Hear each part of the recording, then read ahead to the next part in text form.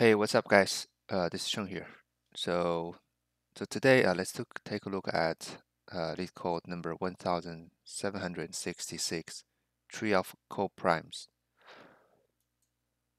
So you're given like a tree, right? And where it has n nodes from 0 to n minus 1, and then also a bunch of edges. Basically, this is how the tree is given to you, right?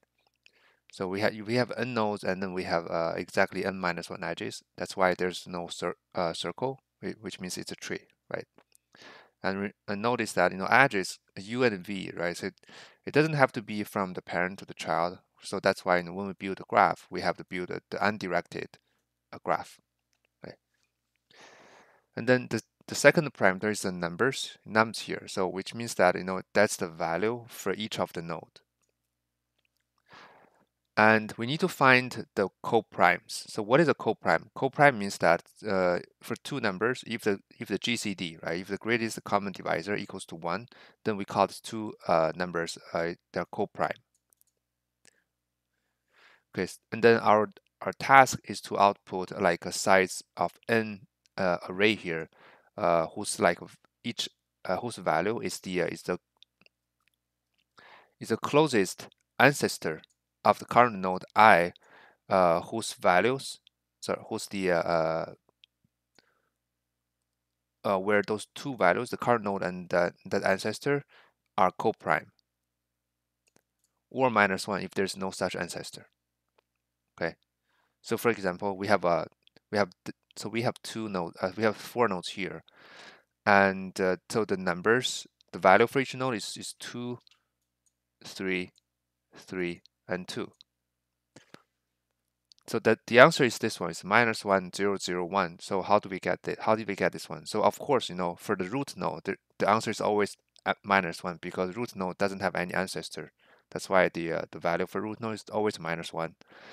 And then for node 1, okay, so for root 1, it only has one ancestor, which is node 0.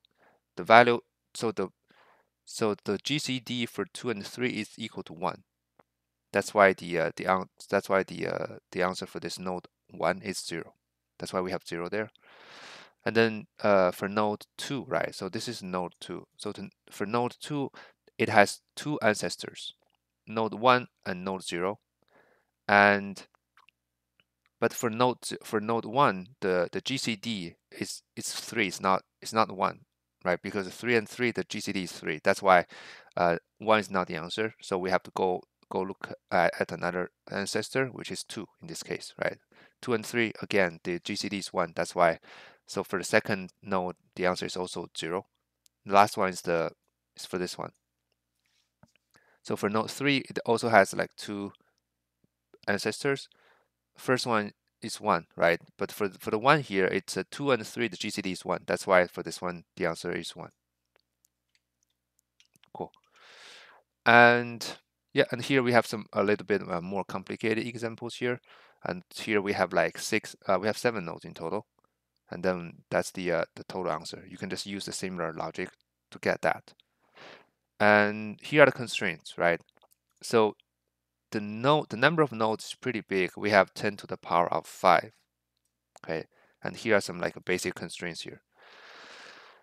The brute force way obviously is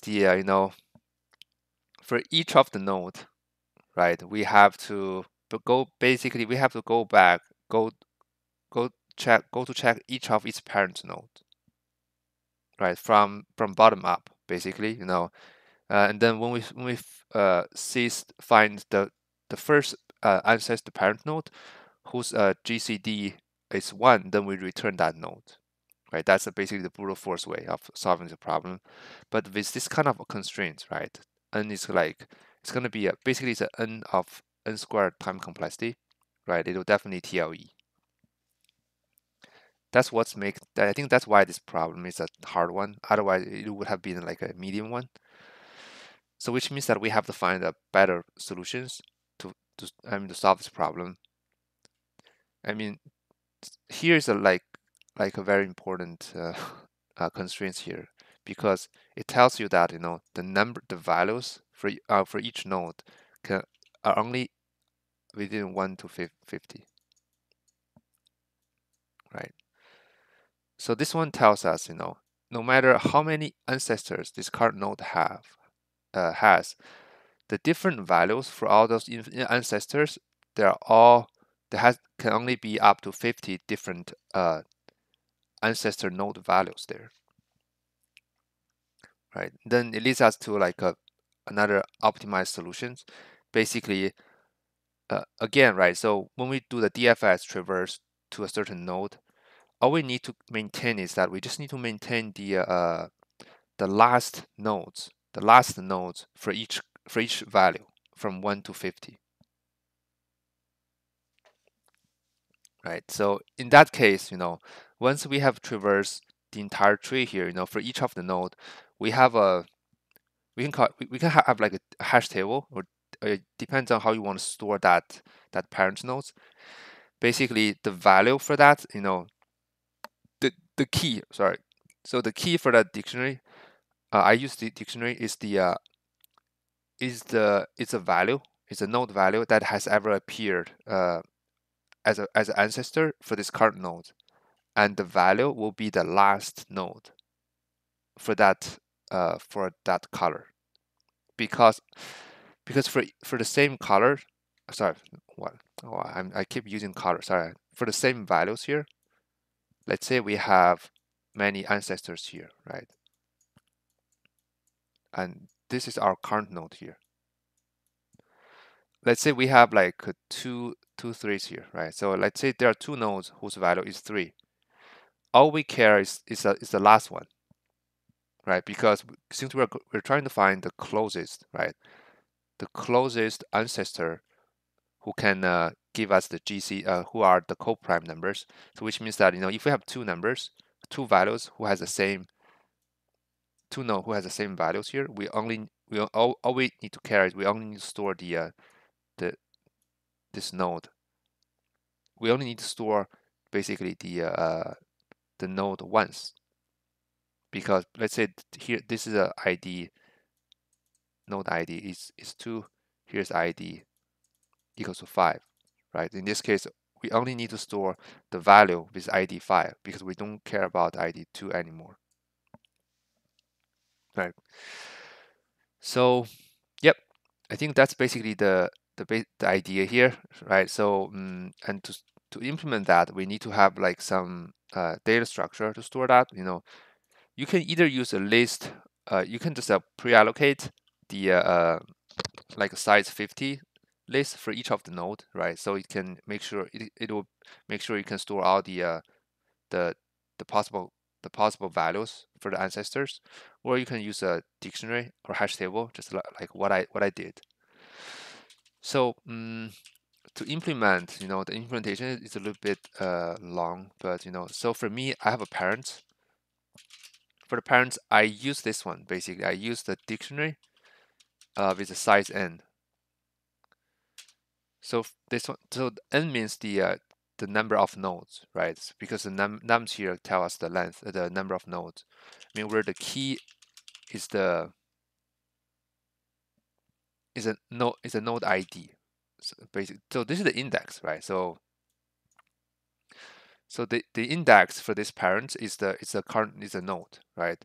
And the value for the index basically is a dictionary. So for the dictionary, uh, for dictionary, the key is the number. It's number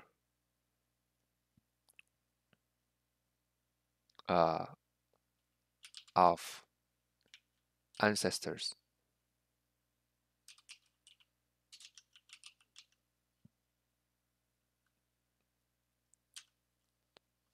The value, or you can say the value of the ancestor. The value of ancestor nodes, right?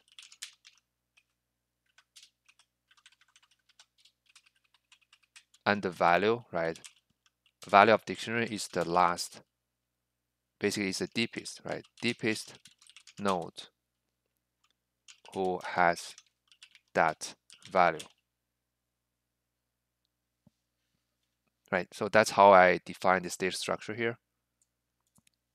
So that later on, I can even do a little bit sorting when I try to calculate the answers for that for this specific node, right? And then the next thing is that we just need to basically create this graph, right? So the graph is pretty straightforward, right? We select the dictionary, have a list, so for u, v in edges, right? Since the u and v is not guaranteed to be always pointing from parent to child, that's why we have to create a two undirected graph here, right? And the v, and then graph dot v dot pen u. Okay. And then we need to populate the parents, right? So we need to populate parents. So we need to do a DFS, and since it's a undirected graph here, we also need to maintain like a set, right? A scene set. So we have DFS here. Okay. So and then for the DFS, right? So the DFS. So what kind of parameters we need? We need the current. That's the first one, and then we need a parent. Basically the current parents. The current parents list a dictionary, right? So this is like what you can call it a path dictionary. Okay, so how about this? Let's call it path dictionary, right? And then the last one is the depth, right? The current depth. So that when we call the DFS, the starting point is always node 0, and the path dictionary is empty, right? And the depth is also at 0. Okay. So so basically every time, right, when we are at like a current current node here, the first thing we need to do is that we need to populate the parents. So basically the key for the parent, the index is current, right? And the value is the path dictionary. So I'm using a copy here because, if you don't use a copy here, if you only directly assign this one, it's going to be a reference. There might be other like optimized way of doing it, but I'm just using a copy for this. And then the next one is we assign the scene to the current. Assign the current to the scene. Sorry. Okay. And then we need to update because next thing is going to be this, right? So for child in graph of current, right? Then we're gonna do a DFS inside, right? But which means that before doing the DFS, we need to update our current path. Okay, so the current path is gonna be a new path dictionary, right? I also need to do the similar thing here, do the copy here, because otherwise, if we don't do a copy, we'll basically keep adding this one over and over. So the new path dictionary, basically, for this one, we're updating the key for this dictionary, which is the value for the current node, right? So the value for the current node is going to be a current, right? And then which the value for that is going to be the first one is the depth, and the second one is the current one's index, the node ID. So the reason we can safely always update is because since we're doing the DFS traverse, right? So basically the current depth will always be greater than the previously depth, right? For the same number. That's why we can always do the update, because we know we're only going deeper and deeper. So with the same keys, we can safely to update to just override the previous one with the current depth and with current node ID. Okay, so that here, of course, we need to do a child, right? Not in scene, right? That's the check. Make sure we're not reprocessing the same node again. Then we simply do a DFS. So now we a child, and we have a new path dictionary, right? And then also increase the depth by 1.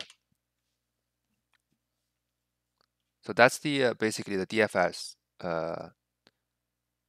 traverse. And after this DFS, so we'll have all the we'll have every nodes, right, and its parents in terms of the with, I mean with the key as the as a value, right?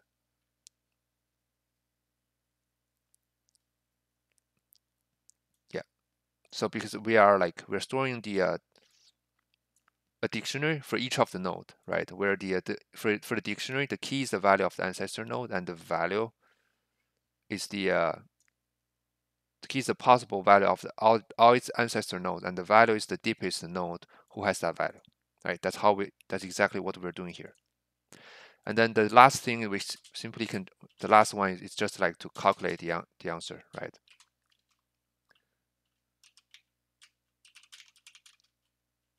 Answer. So which means that we're gonna have like answer equals to empty, and for I in range of the length of nums, right? So for each of the node, we need to get the basically the first ancestor, right? Who has the GCD equals to 1. So which means that the number 1 is the what? Is the nums of I, right? So that's the number. And then for the number 2, we can simply sort, right? That's why I put this steps as a first like the prime first position, so that we can sort by this one.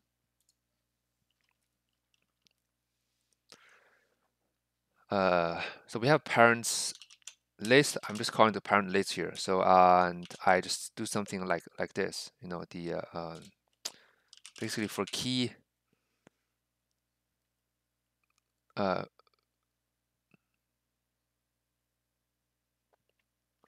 and value, right? So the value will be the depth, right? And then the node ID, right? In parent.I, right? So this is the dictionary we're having, and then we do the items. The items will give us the both the key and the value, right? So for this one, I'm going to do like a minor steps here, you know, because we're going to sort from the deepest to the big in a reverse order, right? Or you can just sort it in the reverse order. Doesn't really matter. Yeah, actually, let's do this. So we have depth, we have a key, we have a node ID, right? Then when we do the sortings, right? We can do a sort and then reversed equals to true. I think this is how it works. Reverse equals to true, or you can just you know, let's just do this. Uh,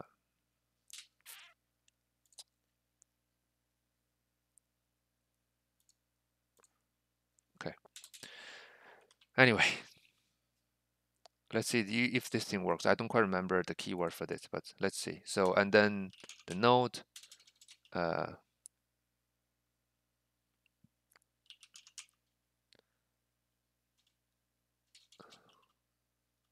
so the node will be starting from -1, right? And then for these things, so the depth we don't need that anymore. So we have num2, right, which is the key, right? So basically the key is it's a num2. Basically it's a number, right? The and then we have a node ID here, right, in parent list.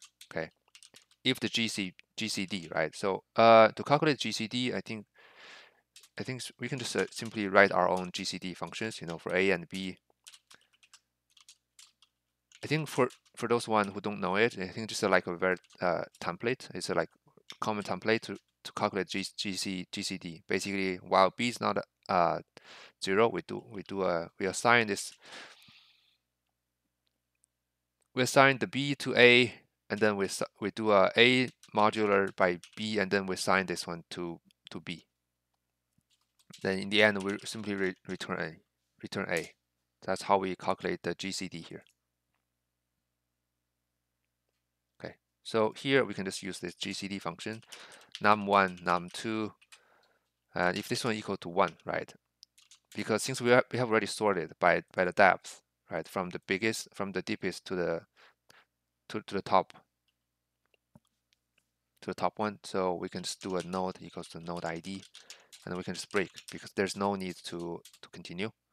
Then we have answer.append.node, right? And then just return the answer. Yeah, so let's try to run the code here. Reverse. Yeah, maybe reverse equals to true. Yeah, I think reverse is the keyword, not reversed. Okay. Submit.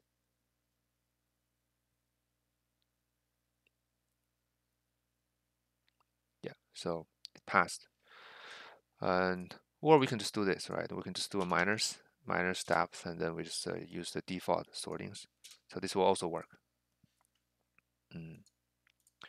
Yeah, so I think for time complexity, the time complexity will be so we have n nodes, and for each node we're gonna do a for loop, right? A for loop up to 50. So it's gonna be a n times 50, right? So it's closer to n basically. Even though we do a sort here, actually, so to be more accurate, so these things should be in terms of 50 times log 50. Yeah, yeah. But since we can do an early break here, it may be a bit better than this one. But regardless, this is just like a constant, so we can think of this one as like a O of n time complexity, right? Comparing to this huge n here, and the space complexity is similar, right? It's a n times 50 here, right? Because we have n n nodes, n elements, and for each element we will have like a dictionary with up to 50 key and value pair.